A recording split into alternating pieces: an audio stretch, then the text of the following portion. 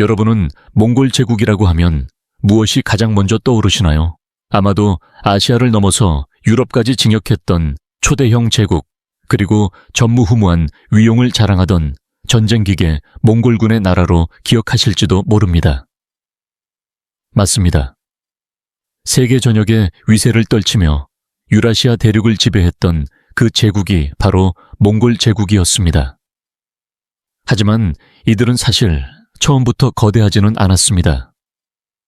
지도를 보시면 아시겠지만 출발은 이 정도로 아주 미미했습니다. 그런데 그들에게 무슨 일이 있었던 걸까요? 불과 20년도 차에 되지 않아 그들은 폭발적으로 세력을 확장했고 마침내 대제국이 되었던 것이죠. 그리고 바로 그 시기 몽골 제국을 이토록 키워낸 핵심 인물이 오늘 이야기의 주인공 칭기즈칸입니다. 그는 스스로 몽골을 통일했을 뿐 아니라 전례 없는 대정복을 이루며 지금까지도 세계 명장 순위 1위를 지키고 있는 인물이기도 하죠. 그가 있었기에 훗날 몽골은 유럽을 향해 거침없이 나아갈 수 있었던 것입니다. 그런데 여기서 자연스레 한 가지 의문이 생깁니다. 도대체 그는 어떻게 그 넓고도 광대한 영토를 정복할 수 있었던 걸까요? 그래서 오늘 이 영상을 준비했습니다. 오늘은 그의 정복 전쟁을 하나하나 살펴보며 그가 어떻게 역사상 최고의 정복 군주로 기억될 수 있었는지를 함께 알아보려 합니다. 그리고 본격적으로 이어가기 전에 여러분에 대해 잠시 나눠주시면 정말 기쁠 것 같습니다. 여러분은 몇 살이신가요? 또 어느 나라 혹은 지역에서 이 영상을 보고 계신가요? 채널을 구독하시면 온몸에 소름이 돋는 역사 속 순간들을 절대 놓치지 않게 될 것입니다. 자, 이제 계속해서 이야기 속으로 들어가 보겠습니다. 칭기즈칸의 본래 이름은 태무진이었습니다. 그는 몽골 고원에 흩어져 있던 수많은 유목부족 중 하나인 몽골 쪽에서 태어났습니다. 하지만 그의 삶은 시작부터 평탄하지 않았습니다. 아버지 예수게인은 타부족인 타타르족에게 독살당하고 말았죠. 태무진은 이후 보르테라는 여성과 결혼했지만 그녀는 머지않아 메르키트족에게 납치되어 치욕스러운 일을 당하게 됩니다. 그 자신도 험한 상울짜기에서 늑대와 맞서며 생존을 이어가야 했던 참혹한 시절을 견뎌야 했습니다. 그러나 그는 고난에 무너지지 않았습니다. 몽골을 일으켜 세우겠다는 결의를 품고 흩어진 부족들을 하나둘 모으며 세력을 키워나갔습니다. 그리고 마침내 탁월한 전략과 설득력으로 타이치우드와 메르키트 같은 강력한 부족들을 무너뜨렸습니다. 이어 몽골 고원의 최강 세력으로 군림하던 케레이트와 나이만까지 정복하며 몽골 고원 전체를 통일해낸 것이죠. 이것이 바로 서기 1206년의 일이었습니다. 그는 자신을 궁지에 몰아넣었던 각 부족의 족장들을 하나씩 처단한 뒤 역사적인 선언을 합니다. 이제부터 나는 사해의 제왕 칭기즈칸이다. 고원의 모든 유목민들은 내 아래 통합되었음을 알린다. 이 선포는 몽골 초원에 커다란 전환점을 남겼습니다. 역사적으로 동아시아 북방의 유목민족은 늘 분열되어 있었지만 강력한 영웅이 출현하면 그들은 곧 무리를 이끄는 늑대처럼 변하여 세상을 공포에 떨게 만들었습니다. 칭기즈칸은 그 늑대들의 정점 우두머리가 된 존재였습니다. 몽골인들에게 있어 전쟁은 피할 수 없는 숙명이었습니다. 모든 남성들이 말을 타고 무장을 갖춘 전사였기에 그들은 끊임없이 새로운 목초지를 찾아 이동해야 했고 이를 위해선 필연적으로 약탈과 정복을 반복할 수밖에 없었습니다. 전쟁은 생존의 방식이었고 동시에 불을 창출하는 수단이었습니다. 그리고 마침내 그들의 첫 정복 전쟁이 시작됩니다. 몽골군이 처음 겨냥한 대상은 남쪽에 위치한 나라 서하였습니다. 서하는 탕구트족이 세운 국가로 30만 명의 강력한 군대를 자랑했으며 실크로드를 장악한 부유한 나라였습니다.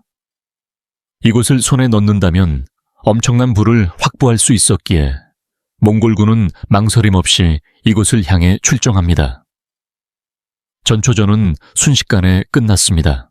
몽골군은 서하 변경 지역을 급습했고 이들이 자랑하던 국경 수비대는 단 한 번의 전투로 전멸당했습니다.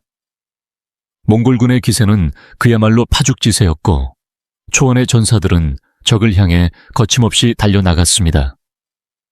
하지만 이내 그들 앞에는 생전 처음 마주하는 장애물이 나타납니다.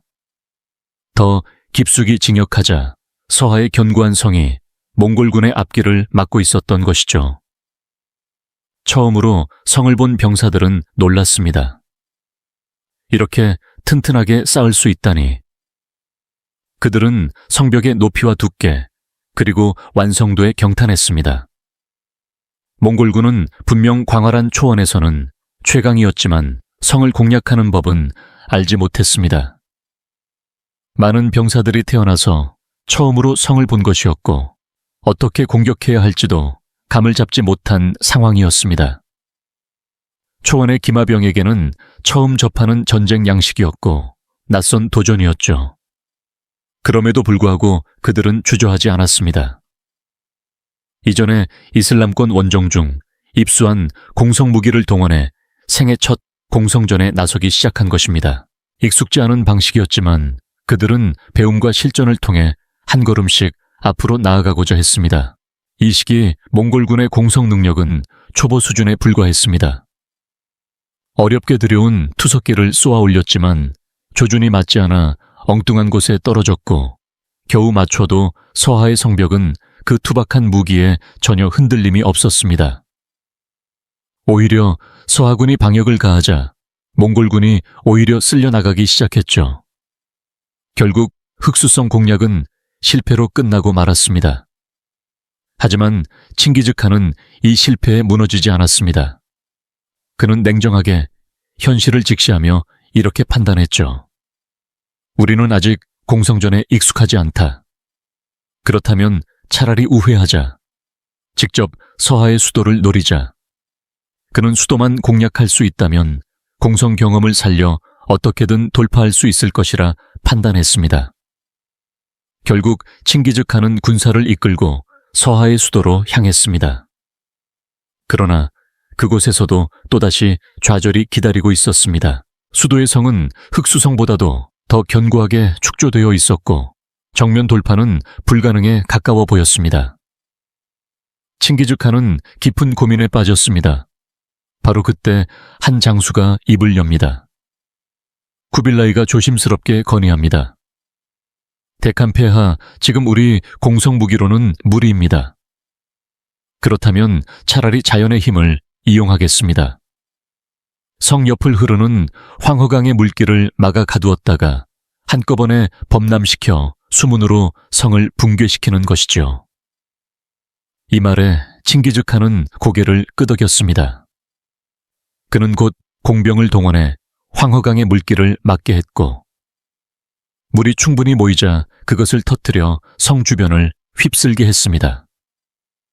게다가 칭기즈칸은 수도 근처에 곡창지대를 모두 파괴하라고 명령했습니다.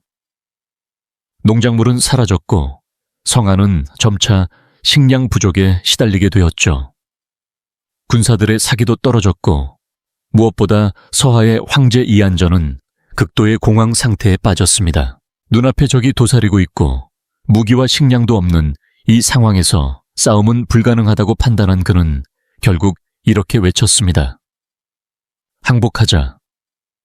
결국 서하의 황제 이안전은 머리를 조아리고 칭기즈칸에게 항복을 선언하게 됩니다.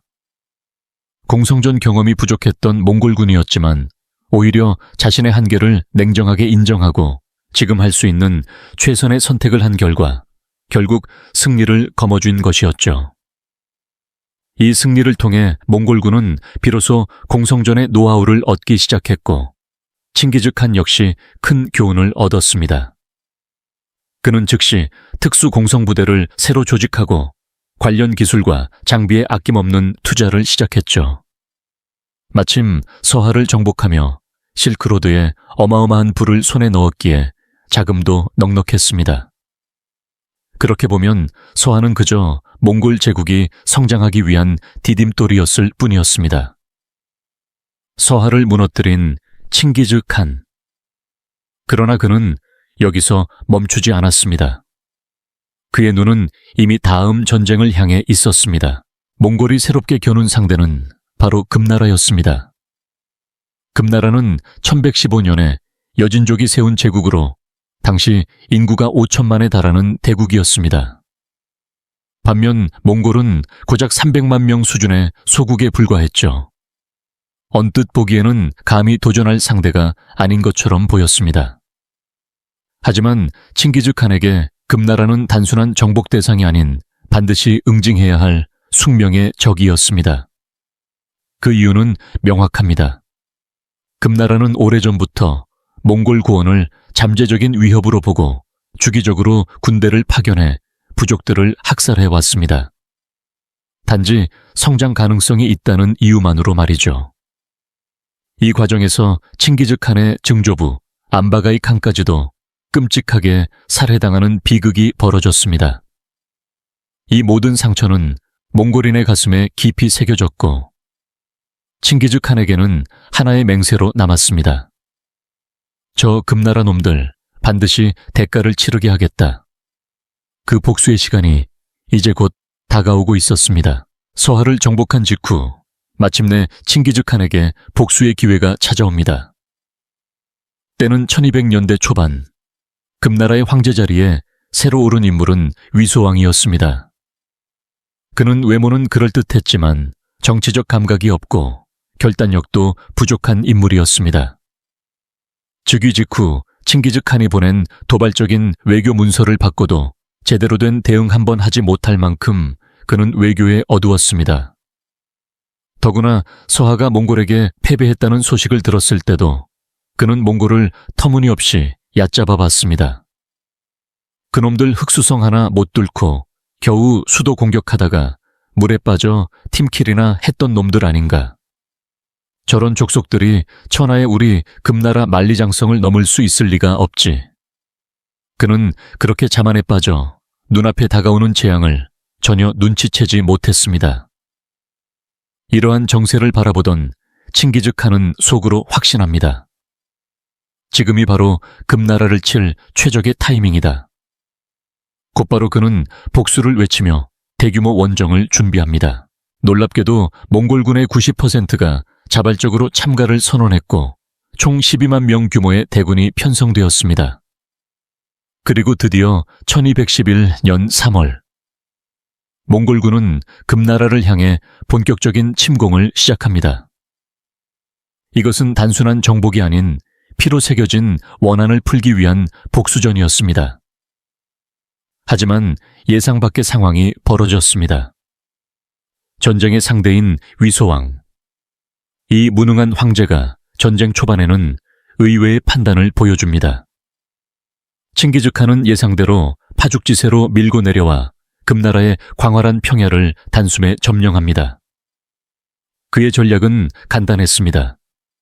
이 정도 피해만 줘도 위소왕 같은 자는 벌벌 떨며 전면전을 걸어올 것이다. 그러면 그 기세에 휘말린 적을 각계격파하면 된다. 그러나 위소왕은 이 미끼에 걸리지 않았습니다. 우리가 굳이 나설 필요가 있나? 저들이 깊숙이 들어오도록 유인하고 우리는 그저 요새를 굳건히 지키면 된다. 그는 생각보다 침착하게 수세적 방어 전략을 선택했고 실제로 성을 중심으로 방어 태세를 강화하기 시작합니다. 아무리 우유부단한 인물이라도 황제의 자리까지 오른 데에는 이유가 있었던 셈입니다. 결국 위소왕의 예상과 달리 몽골군은 성을 향해 깊숙이 진격합니다. 그는 안심했죠. 쟤네가 설마 우리 성을 무너뜨릴 수 있겠어. 이건 승리나 마찬가지야. 하지만 그것은 명백한 오판이었습니다. 몽골군은 그 사이 경험을 바탕으로 훨씬 더 노련해졌고 단순히 공성무기만을 믿지 않았습니다. 성 주변의 모든 보급로를 철저히 끊어내며 하나하나 성을 고립시켜 차례로 무너뜨려 갔죠. 결국 만리장성을 지키는 전략적 요충지 오사봉마저 함락되며 금나라는 수만 명의 병력을 잃고 맙니다. 이 소식을 들은 위소왕은 충격에 휩쌉니다. 아니 저놈들이 어떻게 이리도 거침없이 밀고 들어오나 만리장성 바로 앞까지 밀려온 몽골군의 그는 공포에 사로잡힙니다. 초조해진 위소왕은 마침내 강력한 장수 완안승유를 호출합니다. 그대가 나가 저 몽골 놈들을 막아라. 전장에 도착한 완안승유는 고심 끝에 전략을 씁니다. 몽골군의 주력은 기병이다. 그들의 기동력을 봉쇄하면 승산이 있다. 그럼 방법은 하나, 산악지대에 방어선을 구축하자. 그가 선택한 곳은 바로 야호령 예후링. 이름처럼 야생 여우가 숨어들 법한 험준한 산맥으로 둘러싸인 지형이었습니다. 기병이 활동하기에 턱없이 불리한 곳이었죠. 승리를 확신한 완안승유는 무려 50만 대군을 야호령에 집결시킵니다. 반면 몽골군의 병력은 훨씬 열세였습니다. 이 상황에 칭기즈칸조차 난감해합니다. 아무리 천하의 칸이라도 전투력 면에서 이 정도 격차는 부담스러울 수밖에 없었죠. 하지만 이때 뜻밖의 행운이 찾아옵니다. 금나라 조정에서 몽골군 진영에 사신을 파견한 것이었습니다. 처음엔 단순한 정탐 목적으로 보였지만 문제가 생깁니다. 이 사신 몽골 진영에 도착하자마자 바로 배신을 해버린 겁니다. 그는 곧바로 금나라를 떠나 칭기즈칸에게 충성을 맹세했죠. 그의 이름은 정말 명한. 거란족 출신이었던 그는 과거 자신들의 나라였던 거란을 멸망시킨 금나라의 내심 깊은 원한을 품고 있었던 인물이었습니다. 이번 기회에 금나라를 무너뜨릴 수 있다면 그의 복수도 완성되는 셈이었습니다. 그리고 그 다음 장면으로 자연스럽게 이어질 수 있도록 서스펜스를 남기는 구절로 마무리합니다. 정말 명간의 배신은 금나라군의 치명적인 군사 정보를 몽골에 넘기는 결정타가 되었습니다. 야호령은 보기엔 천연의 요새처럼 보였지만 명백한 약점이 있었죠. 바로 산과 산 사이의 거리. 각 부대 간 소통이 매우 어렵다는 것이었습니다. 지휘관이 명령을 내리면 하발이라 불리는 전령이 숨차게 산을 올라가야 겨우 전달할 수 있었던 구조였죠. 정말 명간은 아마도 이 내부 사정을 몽골군에 상세히 전했을 겁니다. 칭기즈칸은 이를 듣고 바로 판단을 내립니다. 좋아.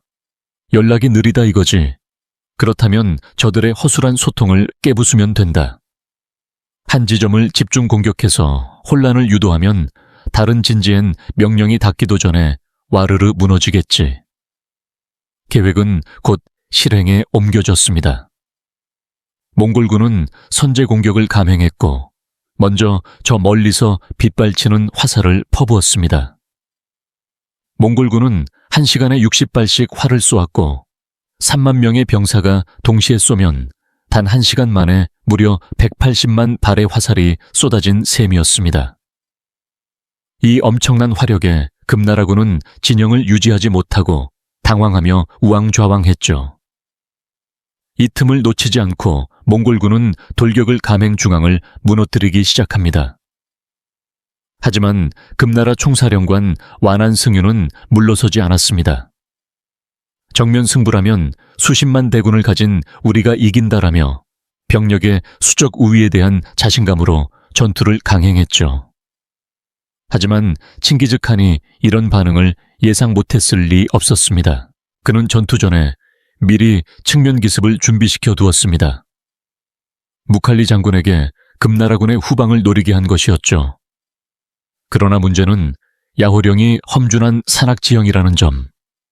기병의 주무기인 말은 무용지물이었습니다. 그런데 이 상황에서 무칼리는 오히려 간단한 해결책을 내놓습니다. 말을 탈 수 없다고 그럼 내려서 가면 되지. 그는 군사들과 함께 말에서 내려 험한 산길을 걸어 넘었습니다. 어릴 적부터 말과 함께 생활해온 몽골 전사들이었지만 그들은 말이 없더라도 움직일 수 있는 강인한 전사들이었습니다. 칭기즈칸 자신도 산악지대에서 나고 자란 사람이었으니 이건 어쩌면 몽골군에게 더 익숙한 방식이었을지도 모릅니다. 이 영상 끝까지 시청해 주셨다면, 그리고 저희가 전한 이야기들이 조금이라도 도움이 되셨다면 댓글에 숫자 i를 남기시거나 지금 느끼시는 감정을 나눠주세요. 아직 구독하지 않으셨다면 구독 버튼과 알림 설정도 부탁드립니다. 여러분의 응원은 저희에게 정말 큰 힘이 됩니다. 여러분 덕분에 저희는 계속해서 중요한 역사 흐름을 탐구하고 기록하며 전할 수 있습니다. 시간이 지나며 잊혀졌지만 여전히 오늘날의 세상을 조용히 바꾸고 있는 이야기들을요. 우리 함께 과거에서 배우고 오늘을 비추는 여정을 계속 이어가요. 다음 장으로 자연스럽게 넘어가기 위한 전개 유도 무칼리는 결국 금나라의 허를 찌르며 후방 침투에 성공했고 그의 부대는 곧 화살비를 쏟아붓기 시작했습니다. 사방에서 화살이 쏟아지자 완한 승유는 혼란에 빠졌고 금나라군 전체는 동요하기 시작했죠. 전면과 후방 양쪽에서 동시 공격을 받은 금나라의 중앙부대는 급격히 붕괴되었습니다. 특히 중앙이 무너지자 좌우의 병력들은 산을 사이에 두고 있었기 때문에 무슨 일이 벌어졌는지도 모른 채 그대로 고립되고 말았습니다. 결국 몽골군은 손쉽게 좌익과 우익까지 하나씩 무너뜨리며 대승을 거두었고 그렇게 난공불락이라 여겨졌던 야호령이 무너졌습니다. 무려 50만 대군을 투입하고 산악지형까지 등에 업었건만 금나라군은 끝내 몽골군을 막아내지 못했습니다.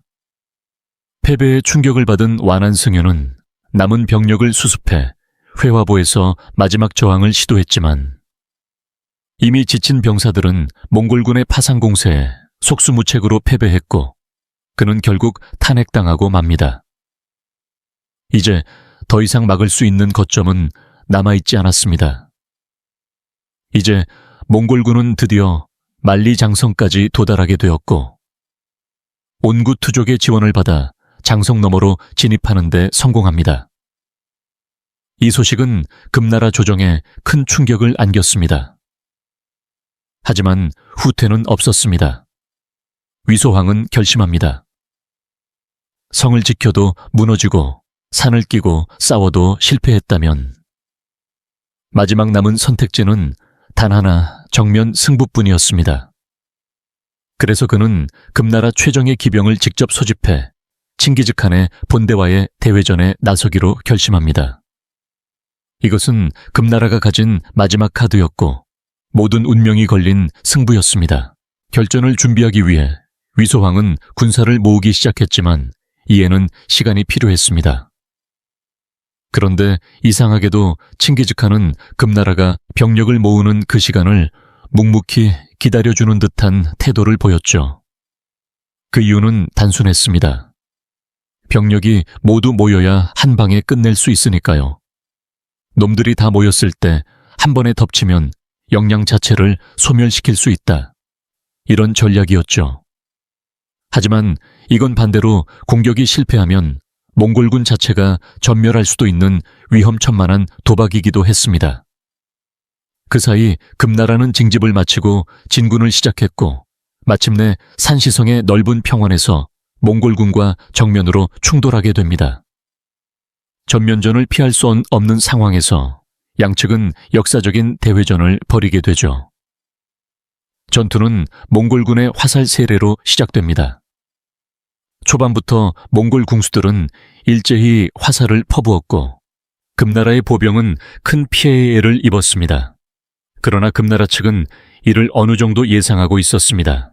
왜냐하면 이번 승부는 보병이 아니라 금나라가 자랑하는 최정예 중기병에 달려 있었기 때문입니다. 이들은 대부분 귀족 출신으로 오랜 세월 동안 금나라 중기병 1만이면 천하를 상대할 수 있다는 말이 있을 정도로 강력한 존재였죠. 이들이 전신을 철갑으로 두르고 몰아치는 돌격은 그야말로 압도적인 위력을 자랑했고 칭기즈칸의 몽골군도 이들 앞에서는 쉽지 않은 싸움을 펼쳐야 했습니다. 몽골군 역시 기병을 동원해 맞불을 놓았지만 정면 대결에서는 금나라 중기병에게 밀리는 모습도 나타났죠. 그렇게 전투는 수시간에 걸쳐 엎치락뒤치락하며 팽팽한 접전을 이어갔습니다. 이때 몽골군조차 역시 여진족이 괜히 중국 땅을 차지한 게 아니었군 하고 인정할 정도였으니 이 전투가 얼마나 치열했는지 상상이 되실 겁니다. 하지만 그리고 여기서 전세는 다시 기울기 시작합니다. 다음 전개에서 드러나는 칭기즈칸의 숨겨진 전략이 전장을 뒤흔들게 되죠. 하지만 이 시나리오 역시 칭기즈칸의 머릿속엔 이미 다 그려져 있었습니다. 그는 본격적인 전투가 시작되기 전 몽골 제국 최고의 명장인 수부타이에게 조용히 명령을 내렸습니다. 수부타이, 이번 전투는 정면 승부로는 어려울 수 있다. 금나라군은 강하다. 그래서 너에게 3만의 정예병을 맡긴다. 별동대로 움직여라. 크게 우회해 금나라의 후방으로 숨어 들어가라. 그리고 전투가 격렬하게 벌어질 때 결정적인 순간에 들이쳐라. 너라면 알겠지. 이에 수부타이는 조용히 고개를 끄덕이며 임무를 수행하러 떠났습니다. 전장이 불타오르는 동안 수부타이의 부대는 먼 길을 돌아 금나라군의 후방으로 조심스레 진입했고 정오 무렵 전투가 한창 격렬할 때 마침내 모습을 드러냈습니다. 그리고 곧바로 그들은 화살비를 퍼붓기 시작했죠. 금나라는 난데없이 후방에서 나타난 적군에 당황했고 팽팽하던 전세는 급격히 무너지기 시작했습니다. 게다가 수부타이는 단순한 공격이 아니라 좌우 측면까지 유기적으로 공격하면서 전방에서 싸우고 있던 금나라군을 완전히 포위해버렸습니다. 사방에서 쏟아지는 공격에 균형을 잃은 금나라군은 급격히 무너졌고 몽골군은 압도적인 대승을 거둡니다. 물론 금나라도 후방 공격 가능성을 어느 정도는 생각했겠지만 칭기즈칸의 전략은 그보다 몇 수 위였습니다. 그는 시간차를 철저히 계산해 별동대를 몇 시간 뒤에나 투입했기 때문에 금나라군은 대응할 틈조차 없이 당할 수밖에 없었던 것이죠. 이 전투의 대표로 금나라는 순식간에 공황 상태에 빠졌고 결국 그동안 쌓아온 업보가 부메랑처럼 돌아오기 시작합니다. 과거 금나라는 거란족을 잔혹하게 토벌하고 그 기반 위에 세워진 나라였죠. 그런데 이제 금나라가 혼란에 휩싸이자 그동안 분노를 사기며 칼을 갈고 있던 거란계 세력이 반란을 일으킵니다. 그들은 야율유가를 중심으로 동요라는 새로운 나라를 세우며 독립을 선언했죠. 금나라 조정은 이를 진압하기 위해 포선말로에게 대군을 맡겨 토벌을 명령했지만 이 포선말로마저 배신하고 동화라는 또 다른 나라를 세워 떨어져 나가게 됩니다. 결국 금나라는 동북 지역의 광대한 영토를 연달아 상실하게 되었고 내부에서는 혼란이 극에 달합니다.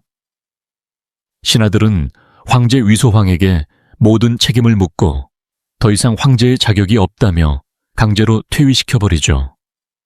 대신 선종이 즉위하게 되지만 문제는 그것으로 끝나지 않았습니다. 황제 교체 이후에도 조정 내에서 피비린내 나는 권력 다툼이 이어졌고 금나라는 문자 그대로 무정부 상태에 가까운 혼란에 빠지게 됩니다. 이런 상황은 몽골 입장에선 절호의 기회였습니다. 칭기즈칸은 혼란한 틈을 타 수도인 베이징까지 진격해 포위하고 동시에 또 다른 별동대를 파견해 황허강 이북의 지역을 모조리 휩쓸어버리라 명합니다. 저들이 우리에게 저지른 짓, 이제 우리가 되돌려줄 차례다. 칭기즈칸은 거침없이 명령을 내렸고 몽골군은 곳곳에서 대학살을 벌이며 금나라 전역을 초토화시켰습니다. 과거 금나라가 몽골 유목민들을 학살했던 그 잔혹한 업보가 이번엔 그대로 자신들에게 되돌아온 셈이었습니다. 이처럼 안팎으로 총체적 난국에 빠진 금나라 조정은 더 이상 버틸 수 없었고 결국 새로 등극한 선종은 항복이라는 결단을 내립니다. 그렇게 변방의 작은 부족에 불과했던 몽골에게 중원의 강국이었던 금나라가 무릎을 꿇게 된 것입니다. 그 해는 1214년이었습니다. 칭기즈칸은 승리에 흡족한 표정으로 금나라의 무리한 조건을 내걸었습니다. 금괴 10만 개 비단, 30만 야드, 그리고 막대한 양의 곡물을 요구했죠. 몽골군은 이 조공을 수령하는 데에만 무려 20일이나 걸렸습니다. 그러나 문제는 그 다음이었습니다. 이처럼 막대한 보물을 손에 넣고도 칸은 여전히 금나라를 완전히 정복하지는 못했죠. 몽골군 역시 한계에 다다랐습니다. 오랜 시간 타지에서 싸운 탓에 병사들은 지쳐 있었고, 애초에 12만 명의 병력으로 인구 5천만 명의 금나라를 단번에 무너뜨리기란 애당초 무리였던 겁니다. 그래서 칭기즈칸은 일단 받아낼 건 다 받아내고 금나라가 쉽게 회복하지 못할 거라는 판단 아래 잠시 물러서기로 했습니다. 천천히 하지만 확실하게 금을 멸망시키겠다는 계획이었죠. 하지만 여기서 예상치 못한 일이 벌어집니다. 칸이 간과한 건 금나라의 엄청난 인구력이었습니다. 수천만에 달하는 인구를 바탕으로 금은 빠르게 재건에 돌입했고 전쟁으로 입은 손실을 단기간에 회복해버립니다. 그러자 선종은 자신감을 되찾았고 이내 대놓고 칭기즈칸을 자극하는 행보에 나섭니다. 우리는 인구빨이 있다. 금방 회복된다. 그러니 다시 성을 정비하고 전쟁 준비에 나서라. 그들은 심지어 항복한 지 불과 몇 달 만에 수도를 남쪽의 카이펑으로 옮기는 과감한 결정을 내립니다. 카이펑은 각종 산맥과 황허강에 둘러싸인 천연의 요새로 이런 천도를 감행했다는 건 곧 우린 끝까지 몽골과 싸우겠다는 의지를 밝힌 것이나 다름없었죠. 이 소식을 들은 칭기즈칸은 더 이상 참지 않았습니다. 뭐 벌써 회복을 거기다 천도까지 했다고 저놈들 간이 부었군. 분노한 칸은 재차 대군을 이끌고 금나라를 공격하기로 결심합니다. 그리고 다시 한번 베이징으로 진격해 중도성을 포위하죠. 금나라군은 저항에 나서며 이렇게 생각했습니다. 설마 중도성만큼은 함락되지 않겠지. 몇 년 전만 해도 몽골군은 공성무기를 처음 써봤을 정도였으니까. 그러나 그건 오산이었습니다. 몽골은 단 몇 년 만에 믿기 힘들 만큼 성장해 있었습니다. 전투 경험은 급격히 쌓였고 공성무기도 더 정교해졌습니다.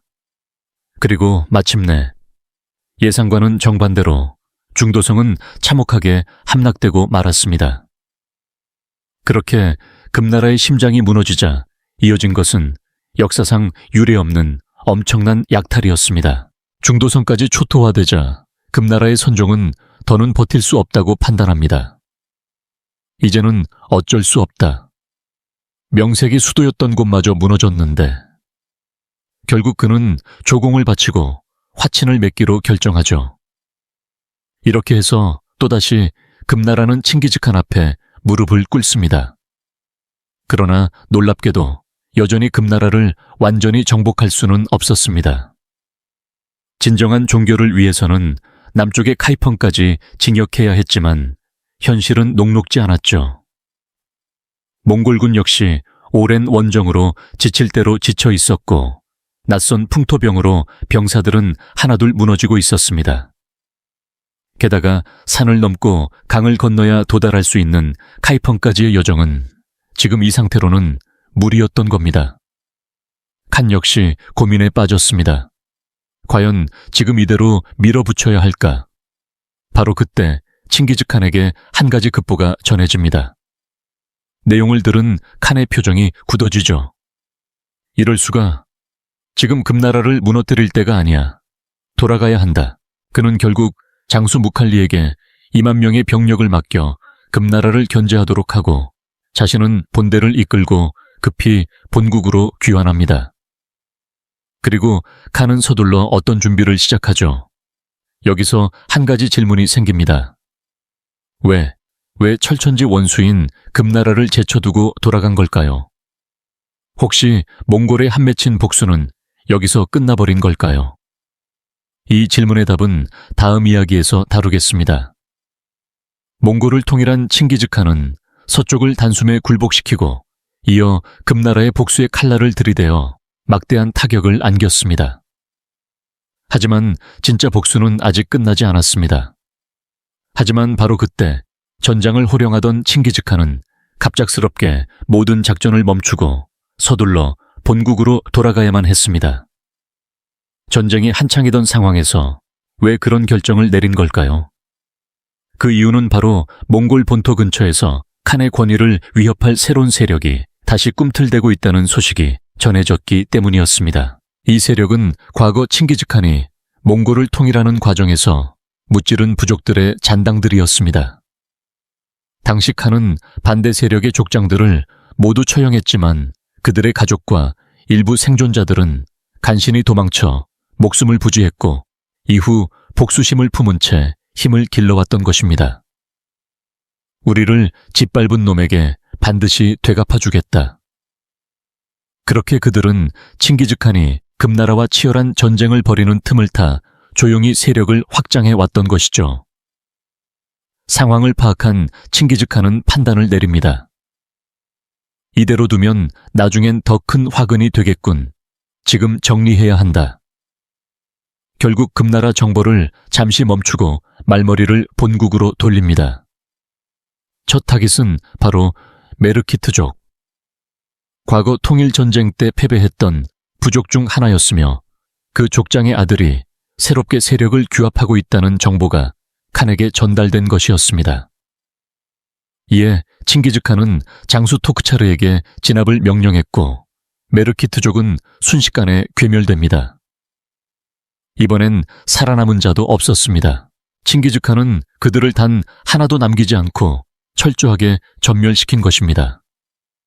하지만 메르키트족을 처리하고 나자 또 다른 소식이 들려옵니다. 이번엔 나이만족 족장의 아들 쿠칠루크라는 인물이 또 다른 위협으로 떠올랐다는 소식이었죠.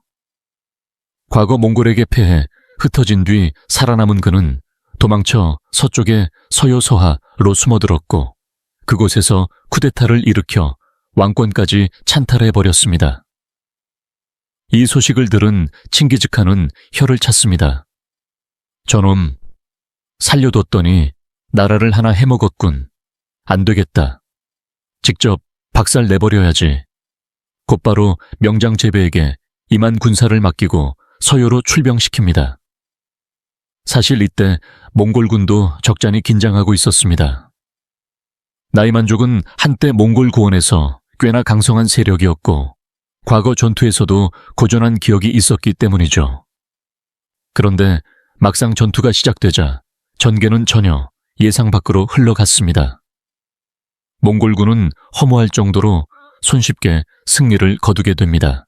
왜일까요? 쿠칠루크는 왕위에 오르자마자 폭정을 일삼았고 백성들의 종교의 자유를 탄압하며 자신을 반대하는 자는 무조건 숙청하는 독재 정치로 민심을 잃은 상태였습니다. 이 때문에 서요 백성들은 몽골군이 다가오자 오히려 환영하며 말합니다. 몽골님들 잘 오셨습니다. 성문은 저희가 열겠습니다. 저 폭군 쿠칠루크 좀 치워주세요. 결국 수도 성문은 백성들의 손으로 열렸고 쿠칠루크의 군대는 제대로 싸워보지도 못한 채 무너집니다. 쿠칠루크는 필사적으로 도망쳤지만 얼마 지나지 않아 아프가니스탄 인근에서 체포되었고 그 자리에서 참수당하며 생을 마감하게 됩니다. 이렇게 순식간에 나이만족까지 정리되자 칭기즈칸은 기분 좋게 입꼬리를 올립니다. 어라 이게 웬 횡재야. 나이만족의 수장 쿠칠루크가 죽자 서요. 서하 땅은 순식간에 무주공산이 되어버린 겁니다. 왕도 없고 중심도 없고 정권도 붕괴. 말 그대로 텅 빈 땅이 돼버린 거죠. 그러자 칸은 속으로 생각합니다. 아니, 이 황금 땅이 그냥 비었다고. 그럼 이번 기회에 우리 몽골이 슬쩍 먹어버릴까? 사실 서요는 위치도 좋고 자원도 풍부한 지역. 그래서 칭기즈칸은 주저없이 서요 병합 작업에 들어갑니다. 그런데 놀랍게도 백성들의 반발은커녕 열렬히 환영합니다. 이런 신이 또 있을까요? 몽골 황제님, 제발 이 땅 가져가 주세요. 왜일까요? 그건 바로 칸이 종교의 자유를 보장하고 세금도 낮췄기 때문입니다.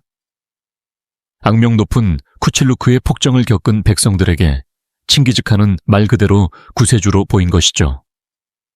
그렇게 칸은 전혀 피 한 방울 흘리지 않고 서요의 거대한 영토를 손에 넣습니다. 이게 웬 떡이냐? 이제 금나라마저 정복하러 갈까?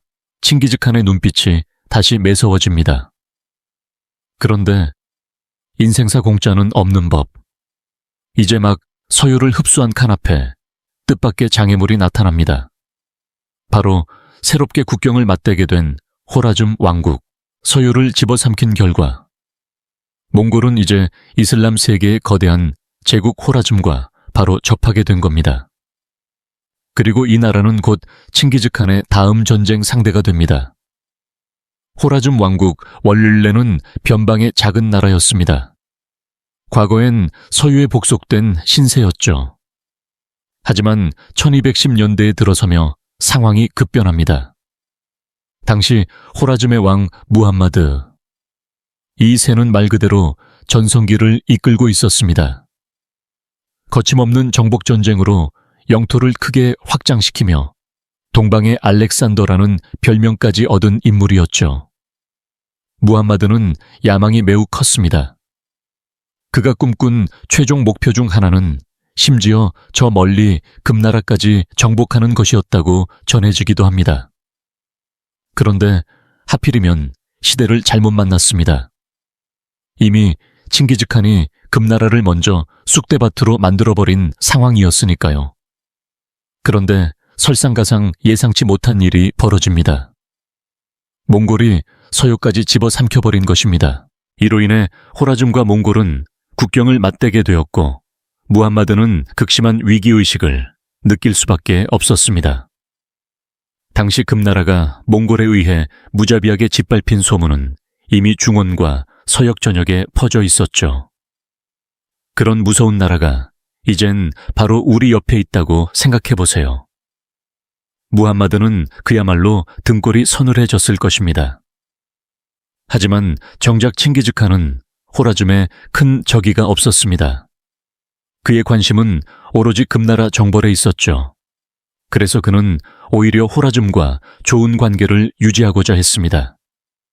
그러나 반대로 호라즘의 왕 무함마드 2세는 칭기즈칸을 잠재적 위협으로 여기고 있었습니다. 서요라는 완충지대가 사라진 지금 잔혹하기로 소문난 몽골과 국경을 맞댄다는 건 그에게도 부담이었죠. 문제는 이 불안이 행동으로 이어졌다는 점입니다. 칭기즈칸은 평화적 교류를 원하며 약 400명의 대규모 사절단을 호라즘으로 보냈습니다. 적이 아니니 우호를 다져보자는 뜻이었죠. 이들은 호라즘의 오트라르라는 도시에 도착했지만 사태는 예상과는 전혀 다르게 흘러갑니다. 무함마드는 보고를 받고는 망설임 없이 오트라르의 성주 이날추크에게 명령을 내렸습니다. 사절단이든 뭐든 다 죽여라.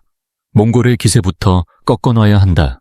결국 이날추크는 몽골의 사절단을 잔혹하게 학살했고 그들이 가져온 선물과 보물까지 모두 약탈해 자기 것으로 만들어 버렸습니다. 이 소식을 들은 칭기즈칸은 충격에 휩싸였습니다. 하지만 그는 분노를 억누르며 한 번 더 기회를 주기로 합니다. 그쪽에서 뭔가 오해가 있었나 보다 하고 다시 한번 사절단을 보내 무함마드에게 이렇게 전합니다. 이번 일은 분명 실수겠지. 그러니 우리 사절단을 죽인 이날추크만 넘기면 좋겠다. 그러면 그냥 잊자고. 하지만 무함마드는 이번에도 거절했을 뿐 아니라 사신의 수염에 불을 붙여 모욕을 준 뒤 몽골로 돌려보냅니다. 당시 수염은 정은대 사회에서 남성성과 존엄의 상징이었는데 그것을 태운다는 것은 존재 자체를 모욕한다는 뜻이나 다름없었죠. 결국 칭기즈칸은 더 이상 참지 않았습니다. 실수가 아니었군. 좋아, 이제 너희 호라즘은 초원의 늑대를 적으로 돌린 것이다. 그렇게 중얼인 뒤 그는 모든 계획을 뒤로 미루고 호라즘을 향한 전면 침공을 선언합니다. 이 순간 초원이 다시 어둠에 잠기듯 긴장감이 감돌았고 전쟁의 서막이 울려 퍼진 셈이었죠. 여기서 한 가지 의문이 생깁니다. 도대체 무함마드, 이 새는 무슨 배짱으로 몽골을 자극한 걸까요? 아무리 생각해도 너무 무모하게 보이죠. 하지만 무함마드 나름대로의 계산은 있었습니다. 그는 이렇게 생각했던 거죠. 설령 전쟁이 나도 저 초원에서 말을 타고 다니는 야만족들이 과연 우리의 견고한 성벽을 무너뜨릴 수 있을까? 우리는 성에만 잘 숨어 있으면 놈들이 알아서 포기할 거야. 그러나 이것이야말로 치명적인 착각이었습니다. 당시 몽골군은 이미 금나라와의 전쟁에서 강력한 공성전술과 무기를 익힌 상태였습니다. 성을 무너뜨리는 건 이미 몽골군의 특기나 다름없었죠. 하지만 무함마드는 여전히 과거의 편견에 사로잡혀 있었습니다. 초원 유목민들이 무슨 공성무기야. 내가 듣기로는 서하의 성도 못 무너뜨렸다던데. 그런 놈들이 불과 10년 만에 갑자기 강해졌을 리 없지. 결국 그는 시대가 변했음을 인정하지 않았고 낡은 정보에만 의존해 자만심을 키우며 칭기즈칸과 정면으로 부딪히게 됩니다. 그리고 이 판단착오가 호라즘 전체의 운명을 송두리째 뒤흔드는 비극으로 이어지게 되는 것이죠. 당연한 수순이었습니다. 몽골군은 공성을 시작하자마자 순식간에 성벽을 무너뜨렸고 파죽지세로 호라즘 전역을 휩쓸기 시작했죠. 특히 이때의 몽골군은 치밀하게 4개 부대로 나뉘어 작전을 펼쳤는데 각 부대는 자신이 맡은 지역에서 마치 도장 깨기 하듯 성마다 쳐들어가 차례차례 점령해 나갔습니다. 물론 호라즘도 가만히 있진 않았습니다. 주민들이 일어나 강하게 저항하며 버텼죠. 하지만 몽골은 이런 저항을 철저한 공포로 꺾어버립니다. 끝까지 대항하면 단 한 명도 남기지 마라. 칭기즈칸의 명령이 떨어지자 성을 점령한 뒤 저항하는 자들은 모조리 학살당했고 도시마다 흔적조차 남기지 않고 초토화되었습니다. 대표적인 예가 수크나크라는 도시였습니다. 그곳에선 대규모 학살은 물론 성벽까지 죄다 허물어져 도시 자체가 역사에서 사라졌습니다. 완전히 삭제된 것이죠. 하지만 반대로 쉽게 항복한 도시들에겐 자비를 베풀었습니다. 그래서 사람들 사이엔 이런 소문이 돌기 시작했습니다. 몽골놈들한테는 항복하면 살려주는데 버티면 씨도 안 남긴다더라. 그런 소문이 삽시간에 퍼졌고 호라즘 전역은 순식간에 공포에 물들었습니다. 그리고 그 결과는 이 도시도 저 도시도 앞다투어 성문을 열며 항복하기 시작한 것이었죠. 그렇게 진격을 거듭하던 몽골군은 마침내 오트라르에 도달했습니다. 바로 그곳 칭기즈칸의 사절단이 무참히 학살당했던 그 도시였죠. 오트라르는 쉽게 무너지지 않았습니다. 탄탄한 방어력에 더해 수비대는 목숨을 걸고 저항했습니다. 무려 5개월 동안이나 몽골군의 공격을 버텨냈으니까요. 하지만 몽골군은 전혀 물러설 기색이 없었습니다. 끊임없이 성벽을 두드리며 압박했고 결국 수비대는 화살도 바위도 모두 떨어진 채 혼란에 빠졌습니다. 서로 어찌할 바를 몰라 우왕좌왕하다가 성 밖으로 뛰쳐나오다 몽골군에 휩쓸렸고 결국 오트라르는 함락되고 맙니다. 이때 칭기즈칸의 사절단을 죽였던 인물 이날쭈크는 생포되어 몹시 끔찍한 최후를 맞이합니다. 그는 눈과 귀에 녹은 은을 붓는 고문을 당한 끝에 처형되었죠. 철저히 파괴된 오트라르는 훗날에도 도시의 모습을 되찾지 못했다고 전해집니다. 한편 몽골군의 다음 목표는 호라즘의 심장수도 사마르칸트였습니다. 이 도시는 말 그대로 요새 중의 요새였죠. 삼중 성벽으로 둘러싸여 있었고 수도인 만큼 방어 시스템도 치밀했습니다. 거기에 무려 10만 명의 수비병이 주둔해 있었고 병력 보충도 끊임없이 가능했습니다. 왜냐고요? 사마르칸트에서 조금만 가면 자매 도시로 불린 부하라가 있었기 때문입니다. 두 도시는 긴밀히 연결돼 있어서 부하라에서 병력을 끌어다 사마르칸트를 얼마든지 지원할 수 있었죠. 그래서 칭기즈칸은 생각했습니다. 좋아, 사마르칸트를 정복하려면 먼저 부하라부터 무너뜨려야겠군. 하지만 문제가 하나 있었으니 바로 그 사이에 놓인 키질쿰 사막. 이 사막은 무려 30만 제곱킬로미터에 이르는 모래지옥이었습니다. 끓어오르는 태양 끝없이 펼쳐진 황무지. 무함마드는 이를 보며 비웃었습니다. 하, 저놈들이 이 사막을 넘는다고 웃기지 마라. 지글지글 이거 죽을 게 뻔하지. 그는 그 순간만큼은 승리를 확신했죠. 하지만 칭기즈칸은 이미 이 모든 상황을 계산해두고 있었습니다. 사실 지금까지 호라즘 원정 동안 칸보니는 좀처럼 전면에 등장하지 않았죠.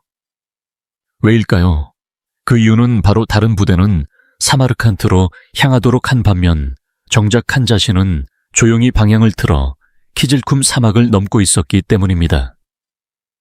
우리가 정보력 없는 줄 아느냐, 수도를 무너뜨리려면 그 전에 부하라부터 공략해야 한다더라. 그렇다면 우린 그 길로 먼저 간다.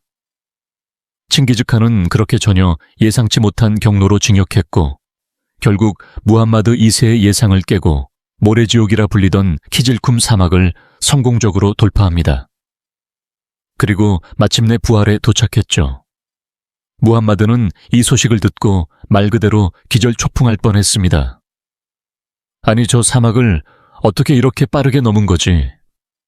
그는 도저히 믿을 수가 없었습니다.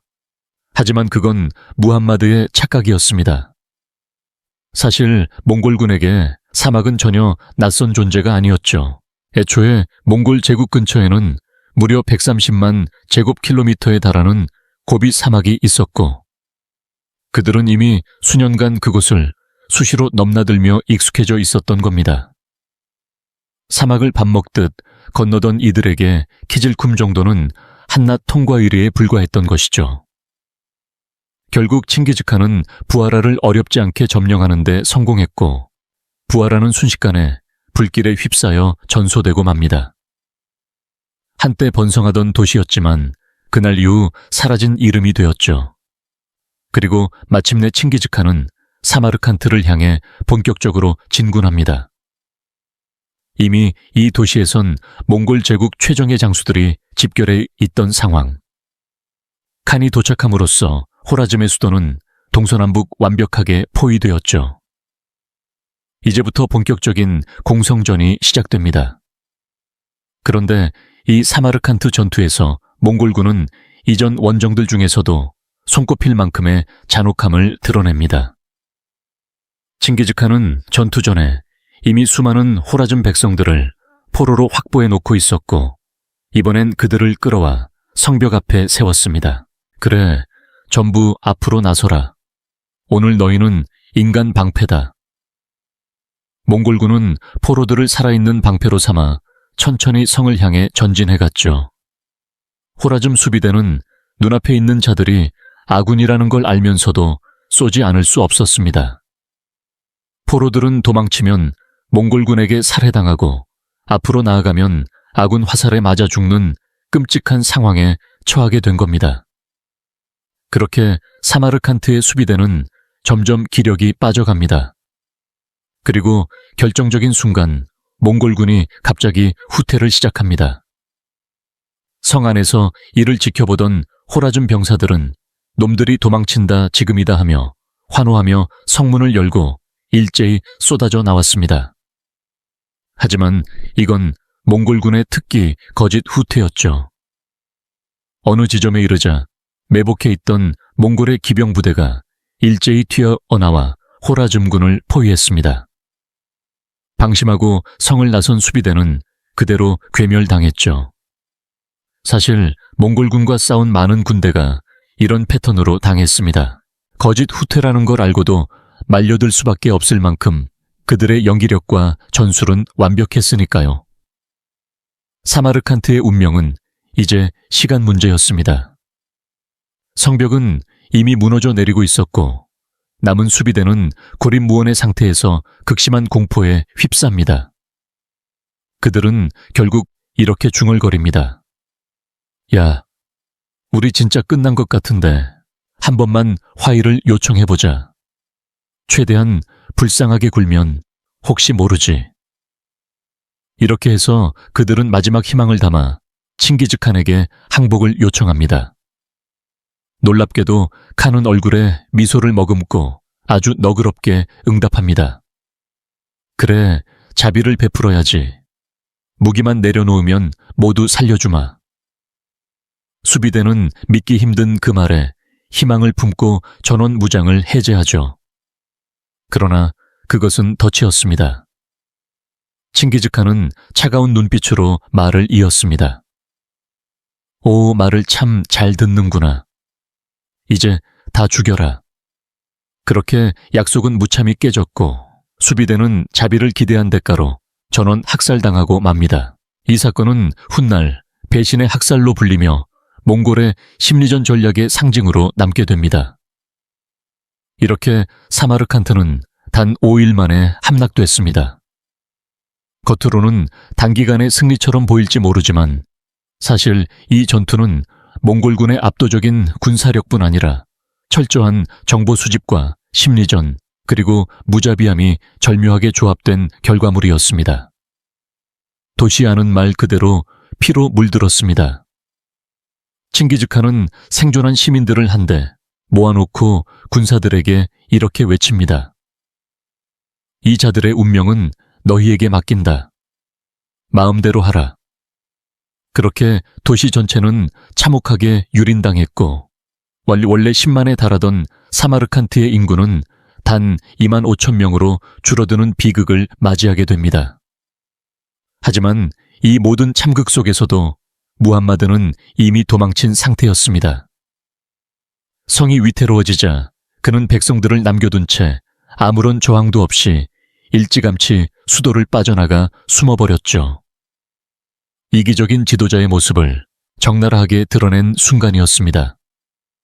그러나 칭기즈칸은 끝까지 포기하지 않았습니다. 그는 명장 제베와 수부타이를 파견하여 무함마드를 추격하게 했습니다. 두 장수는 호라즘 전역을 누비며 포위망을 좁혀갔고 결국 무함마드는 카스피아 인근의 외딴 섬까지 밀려 도망쳤습니다. 그곳에서 무함마드는 혹독한 기후와 고립된 환경 속에서 병을 얻고 폐병에 걸려 피를 토하며 쓸쓸한 최후를 맞이합니다. 아마도 그 순간 그는 속으로 이렇게 중을 쳤을지도 모릅니다. 처음부터 다시 시작할 수만 있다면. 그러나 역사는 두 번째 기회를 쉽게 허락하지 않죠. 흥미롭게도 제베와 수부타이는 무함마드의 정확한 시신을 끝내 발견하지 못했습니다. 이는 후일 정치적으로도 애매한 여운을 남겼습니다. 살아있을 가능성을 완전히 배제할 수 없었기에 몽골군 내부에서도 혼선을 일으켰고 호라즘 잔당 세력 일부는 국왕은 아직 살아있다는 소문을 퍼뜨리며 저항을 이어가려 했기 때문입니다. 몽골군은 호라즘 정벌이 거의 끝나가던 와중에도 그냥 손 털고 돌아갈 생각은 하지 않았습니다. 야, 이렇게 대군 끌고 왔는데 빈손으로 돌아가긴 아깝잖아. 이참에 서쪽 땅 좀 둘러보고 가자. 지형도 익히고 마주치는 나라 하나씩 부수면서 전리품도 좀 챙기고 말이야. 그렇게 그들은 군의 방향을 틀어 유럽 방면으로 북상했고 곧 카프카스 산맥을 넘어 러시아 서부 지역까지 빠르게 휩쓸게 됩니다. 당시 러시아 지역의 군사력은 분열되어 있었고 몽골군의 속도와 조직력 앞에 속수무책이었죠. 이와 원정 중 벌어진 대표적인 전투가 바로 칼카강 전투입니다. 몽골군은 철저한 기동전과 기만 전술을 활용해 다수의 슬라브 연합군을 완전히 괴멸시켰습니다. 포로로 잡힌 지휘관들을 생매장하는 등 공포를 각인시키는 방식도 마다하지 않았고 막대한 전리품과 전술적 자신감을 챙긴 채 본국으로 당당히 귀환하게 되죠. 칼카강 전투의 전말은 제 채널의 별도 영상에서 자세히 다루고 있으니 관심 있으신 분들은 참고하시면 좋겠습니다. 한편 호라즘 본토에서는 마무리 단계에 들어간 정벌이 또 하나의 고비를 맞이하고 있었습니다. 무함마드는 죽었지만 그의 아들 잘라루딘이 왕위를 이어받아 마지막 희망처럼 저항군을 이끌고 있었던 겁니다. 칭기즈칸은 즉시 참모 쿠쿠에게 45,000명의 병력을 맡기며 반드시 잘라루딘을 꺾고 완전한 종식을 가져오라고 명령합니다. 그러나 뜻밖에도 잘라루딘은 뛰어난 전략가이자 고결한 전사의 기질을 가진 인물이었습니다. 그는 파르완 전투에서 몽골군의 방심을 찔렀고 치열한 전투 끝에 약 3만 명의 몽골 병력을 전사시키는 큰 승리를 거둡니다. 심지어 칭기즈칸이 특별히 아끼던 손자밤이 이 전투에서 전사하며 제국 내부에도 충격이 퍼지게 되죠. 이 소식을 들은 칭기즈칸은 분노로 몸을 떨며 맹세합니다. 내 손자야, 내 죽음 반드시 갚아주마. 호라즘 놈들 뿌리째 뽑아버리겠다. 곧바로 그는 군을 재편해 호라즘으로 진격하며 이전보다 더 가차없이 도시마다 불을 지르고 민간인을 포함한 무차별 학살을 감행합니다. 이 시기의 학살은 단순한 보복이 아니라 몽골 제국식 응징의 상징적 메시지로 받아들여졌습니다. 그리고 마침내 잘라루딘의 주력군과 몽골 본대가 1221년 11월 인더스 강변에서 정면으로 맞붙게 됩니다. 이는 호라즘 왕조의 운명을 결정지을 최후의 대회전이었죠. 하지만 전설적 무장이었던 잘라루딘도 천하의 칭기즈칸 앞에서는 역부족이었습니다. 그는 전 병력을 잃고 참혹한 패배를 당했고 살아남기 위해 말을 탄 채 강에 몸을 던져 탈출하게 됩니다. 이후에도 망명지에서 저항을 이어가려 했으나 기반은 약했고 지지 세력도 점차 흩어졌습니다. 끝내 그는 떠돌이 신세가 되어 쿠르드족에게 암살당하면서 쓸쓸히 생을 마감하죠. 역사에는 많은 저항자가 있지만 그의 최후는 특히 처연하게 남았습니다. 이렇게 해서 강대했던 호라즘 제국은 완전히 사라지게 됩니다. 칭기즈칸의 분노 철저한 전략, 그리고 용서 없는 응징은 단순한 정복을 넘어서 하나의 문명을 지도에서 지워버리는 파괴적 상징으로 남게 된 것이죠. 그렇게 호라즘마저 삼켜버린 몽골 제국. 이로써 제국의 영토는 유럽과 아시아를 잇는 초거대 규모로 확장됐습니다. 이제 남은 건 단 하나. 칭기즈칸의 오래된 수건 바로 금나라 정벌이었죠. 하지만 그 전에 칸에게는 마지막으로 해결해야 할 일이 하나 남아 있었습니다. 바로 서하 정벌입니다. 금나라가 최종 목표라면 서하는 왜? 라고 의문을 품을 수 있지만 이 정벌은 단순한 욕심이 아니라 복수의 성격이 강했습니다. 앞서 몽골이 호라즘을 정벌하려고 대규모 병력을 소집할 때 칭기즈칸은 속국으로 복속돼 있던 서해도 지원군을 요청했습니다. 하지만 서하는 이를 거절했고 결국 칸의 자존심에 깊은 상처를 남기게 됩니다. 칸은 이 배신을 절대 잊지 않았고 속으로 이렇게 다짐하죠. 이 전쟁이 끝나면 서하, 너희부터 박살내주마. 그리고 그 약속을 지키기 위해 그는 곧장 서하로 군을 돌립니다. 칸은 서하 정벌이 금방 끝날 거라 생각하고 마음은 이미 금나라로 향해 있었습니다. 그러나 역사는 그를 거기서 멈추게 합니다. 서하를 공격하던 중 칭기즈칸은 말을 타고 전장을 누비다 낙마 사고를 당해 심각한 부상을 입게 됩니다. 이전부터 온몸은 전장에서 입은 상처와 고질병으로 만신창이었고 이번 사고는 그에게 회복 불가능한 타격이었습니다. 칸은 결국 병상에 누워 생의 끝을 예감하게 됩니다. 그는 마지막 유언을 남깁니다. 이제 내 생은 갈대처럼 쓰러지는구나. 남은 건 명령뿐이다. 서하의 백성들을 하나도 남김없이 처단하라. 그리고 훗날 금나라를 정복할 후대들은 반드시 이 전략대로 실행하라. 그는 금나라 침공의 전략까지 후손에게 상세히 전하며 자신의 야망을 끝까지 끌고 갑니다. 그리고 후계자로는 온화하고 신중한 성격을 가진 오고타이를 지목합니다. 정복에는 칭기즈칸이 적임자였지만 제국 경영에는 오고타이가 맞는 인물이라고 판단한 것이죠.